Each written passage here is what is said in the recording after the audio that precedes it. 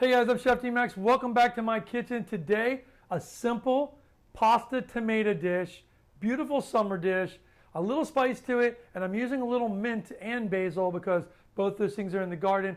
Super simple. Click subscribe if you're not doing that already. Give me a thumbs up if you like this video and ring that bell and I'll send you cool new stuff coming up. So see you back in a second.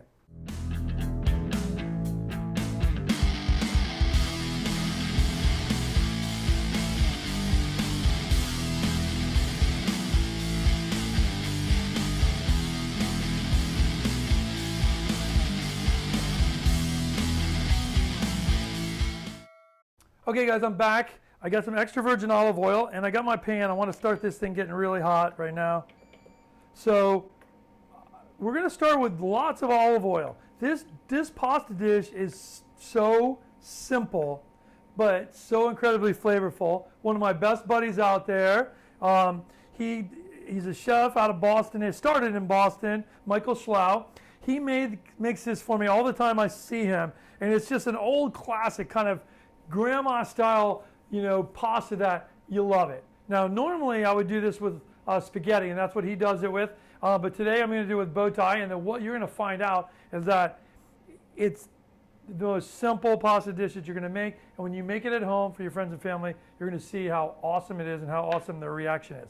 So I'm going to start with garlic. I've got some garlic cloves, 5 garlic cloves already done here, and I've got one here I'm about to slice just to show you. Now, I hold this end piece of the garlic here away towards my body. So what I can do is I cut this, when I cut it down and slice it, right, I'm going to have a little chunk left over, and that little fat chunk of garlic left over, so I don't cut myself, is right here, and that's the end piece. So I don't want that anyway. So that's why we do that. And then I'm going to take this and stick it in my oil. Now, sticking it in the oil here is what really is going to give me all that flavor. So I put all my garlic in there, right? Spread it around. Okay? And now, what I'll do is I'll start stirring it. So we want this garlic to fry in here. This is not good enough just to let it just start like this. It's going to fry. Now, while this is frying, one of the things I'm going to do is I'm going to take some tomatoes. These are tomatoes, San Marzano. San Marzano is the best. It's going to be more expensive. It's probably 2 or 3 times more expensive than your regular canned tomato, but it's worth it, okay? So with this, I'm going to put this right into my dish here, okay? And then I'm going to crush this up with my hands like this, okay? Each one of those plum tomatoes. Look at these beautiful plum tomatoes from Mount Vesuvius, right? That's why they're so sweet. All of that volcanic lava that covers that area makes these tomatoes as sweet and makes it a real treasure. And it's something like, that's what you're paying for. You're paying for authentic Roma tomatoes. It's kind of cool too. You guys should go on YouTube or something and check out how these things are harvested. It's really amazing. So with that, I just squeeze these up with my hands. Make sure you've washed your hands before, which I did, okay? And you want to just squeeze them up. So we're going to have little chunks of tomato in there, but that's it. So now this tomato is ready to go in there, but I need to wash my hands, so I'll be back in 1 second. Okay, my hands are clean and I'm back. You can see here my garlic is starting to toast, right? It's getting nice and toasty in here. It's still not ready because I want it to toast really strong. I want most of these to be light brown. Okay, this particular pasta dish is about tomato, heavily toasted garlic, okay, and then just beautiful black pepper. It's kind of like a cacio e pepe with tomato. So I just put a lot of beautiful cracked pepper in there, right? Look how much extra virgin olive oil that is. Amazing, right? Nice black pepper, okay. And then at this point, I'm going to put some chilies in. Now, these are Calabrian chilies. You can see that's what they look like whole, okay? They're very spicy. Now, the seeds from these are the seeds that you would get in your regular chili seeds, Italian chili seeds. That's what this is. But this is what it looks like fresh. And you can buy it fresh online, or you can just, here you'd put like a little sprinkling of red chili flakes. But I'm going to put this fresh Calabrian chili in there. But again, like I said, it's the same thing at this point, right? Now, you can see all my garlic is getting very toasty. That's it. Look at that. Now, before any of those burn, I'm going in with my sauce, my tomatoes, like this. And I've got my beautiful dish. You can see it all kind of like a little bit splattering like that with all this flavor of that oil and meeting the cold tomato. And we're going to cook this. Now, this takes, at this point, roughly 10 to 12 minutes, which is exactly how long my pasta is going to take. So the whole thing is going to come together. This dish is for your family in 15 minutes. So perfect for when you came home, you're not quite sure you're going to feed the family, but now you know, okay? So that's stirred in. I'm going to add a little salt to that. We can re-salt it at the end as well. Put a little bit more. Okay, now I've got, normally like I said, I would use spaghetti in this, but we're going to take this farfalle, which is a bow tie. You can see this bow tie shape. It's really cool look. But we're going to dump this in the water, and then we're going to go from there. So here, I'm going to dump this in my water. I've got boiling water. It's got salt in it already. And then I'm just going to put that in my pot. Now, says it takes 10 minutes for this particular pasta. I want to go back over here now and stir it a little. So when you have fresh pasta that just went into the pot, you don't want to just let it sit there and clump up, right? You got to stir it around, let the water get in between the cooking pasta so it doesn't stick together. Okay, and at this point, I'm going to go ahead and go ahead and put my timer on. So I've got a timer set over here for 10 minutes. The pasta on the box says 11 minutes till al dente. So this pasta, when we put it back in this, right, it needs to cook.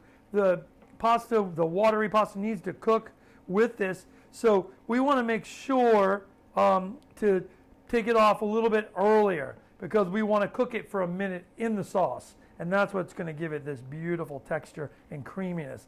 It's actually what it does is the water that you're bringing over as well, which is a little bit of residual water, is going to kind of cook with the sauce and make it creamier because you've got this pasta starch that's in that. So at this point, we're just cooking this down.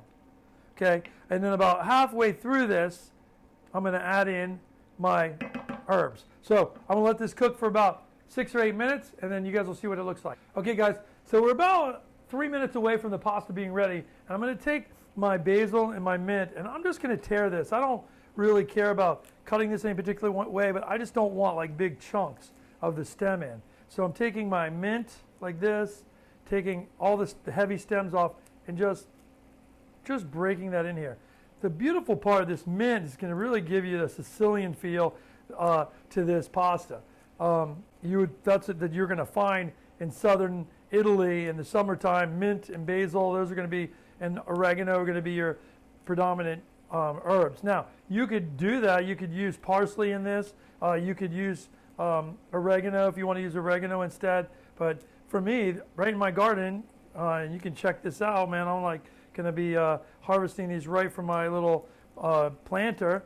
And I've got beautiful basil, and I've got beautiful mint, and it just gets torn in my dish here, and it's going to be fantastic. So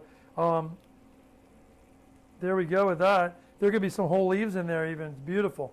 All right, so I'm going to stir this in. I'm going to let it cook in, and then I'm going to check on my pasta, and we'll be back in about 30 seconds. Okay, you guys, I took my pasta, brought it over here, because what I want to do is I want to transfer this farfalle into my, and that's my timer. I would always say set a timer for yourselves. It's super important to do because you start getting distracted with the people in the house, and next thing you know, somebody knocked on your door, kids came over, something happened. So always do this. Now, when I'm bringing this over, you see I'm kind of swishing a little bit of water. You see the water dripping from that? That's starchy, beautiful, salted, starchy water. Now, that's why with your pasta water, you don't want to over salt your pasta water because you always want to be able to add that water to your pastas when you're finishing them like this. So we always do the last 2 minutes of cooking in this part here. So if you've over salted it here, what happens, right? You end up with a pasta that's too salty. So you never over salt in your water. You want it savory, and salty when you taste it, but you never want it overly done. So this, because I don't have a pan that can flip it, otherwise I'd flip it, and that gets it nice and creamy, right? We want this water that's in here to kind of meld with the sauce, and it's going to make it really like a creamy sauce almost without putting any cream in there. The starch is going to start to kind of cook now, and when the starch cooks onto this pasta with the tomato sauce, right, what's going to happen is it's going to give you this really effective butter that you're not putting any butter in this. So this is what's special, and a lot of times you go into restaurants and you're like wondering why. You know why your pasta doesn't taste as good at home if you do this? A lot of people take this pasta, they drain it in ice water, they rinse it off, rinse all the starch off, then they come over here and put it in their tomato sauce, and it's never creamy and starchy like you would get if you have this in Italy, because you've thrown all the starch away, right? And you've got it, and you watered down your pasta. So you don't want to do that. At this point, you're ready. You're looking good. So I'm going to taste it in here first in case there's some adjustments I want to make.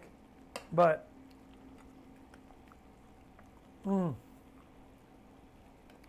that's really tasty. Now, it needs to cook a little bit more because it's al dente. So what do? I put in a little spoonful of water. And what are we doing? We're continuing to cook. Why? Because my sauce was a perfect texture. But my pasta needs to cook for 1 or 2 more minutes, right?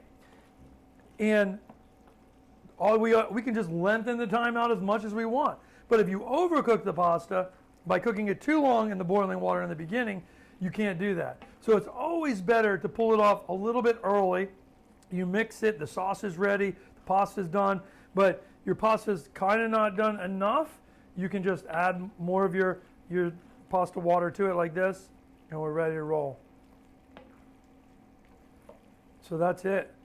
So now all I want to do is let this cook for a second to come back down together. Let me taste it and see.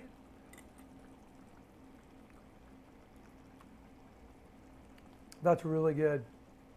The flavor of the mint, the tomato, the basil, that really summery herbaceousness of this with the tomato and this pasta is so simple, so delicate, so easy. A little bit of spice from those chilies.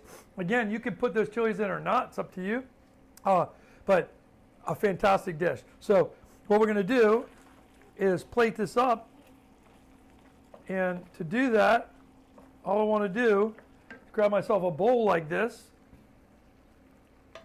And then I'm going to stir this around so the sauce is nice and equal in there. I can turn this off.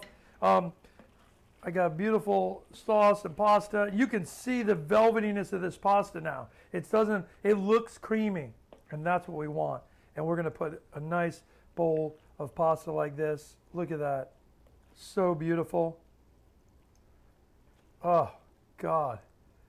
Now, if you want to put Parmesan on top of this, or Pecorino, you can, but you don't have to. It can just be like this and this.